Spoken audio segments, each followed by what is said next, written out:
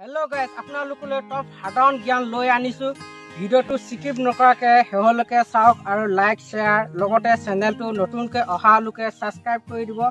আহি থকা পৰীক্ষাবোৰৰ মোষ্ট প্ৰশ্নসমূহ সাধাৰণ জ্ঞান লৈ আনিছোঁ। ভাৰতৰ প্ৰথমখন ৰেলৰ নাম লিখা। Red hill railway. কোনবোৰ ঠাইৰ মাজত ভাৰতৰ প্ৰথম ৰেলপথ নিৰ্মাণ হৈছিল? বম্বে থানে। যি বছৰত ভাৰতৰ 14টা ডাঙৰ বেংক ৰাষ্ট্ৰীয়কৰণ কৰা হৈছিল? 1969 চনত। ডবাত শুই থকা ব্যৱস্থা কেতিয়া প্ৰৱৰ্তন কৰা হৈছিল? 1955 চনৰ 1 আগষ্ট। কোন আছিল বংগৰ প্ৰথম গভৰ্ণৰ জেনেৰেল? Warren Hastings.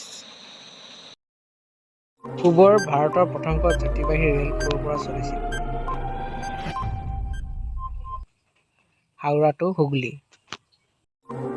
কোনটো প্ৰতিক্ৰিয়াৰ দ্বাৰা সূৰ্যৰ পোহৰ পৃথিৱীলৈ যায়?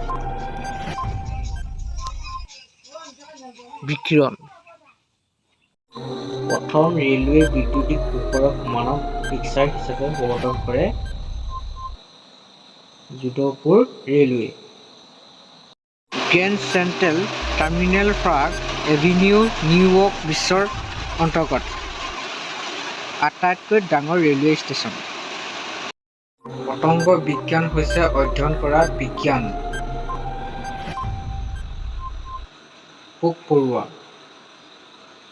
1984 চনৰ অলিম্পিক গেমছৰ ট্ৰেক এণ্ড ফিল্ডৰ তাৰকা কাৰ্ল লুইছে কিমান সোণৰ পদক লাভ কৰিছিল? 4টা। ভাৰতৰ প্ৰথম যাত্ৰীবাহী ৰেল কোনখন? শ্বাহিদ সিংহ এণ্ড সুলতান।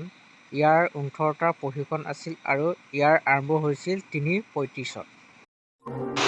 প্ৰথমখন সম্পূৰ্ণ শিলতাপ নিয়ন্ত্ৰিত ৰেলখনৰ মাজত প্ৰৱৰ্তন কৰা হৈছিল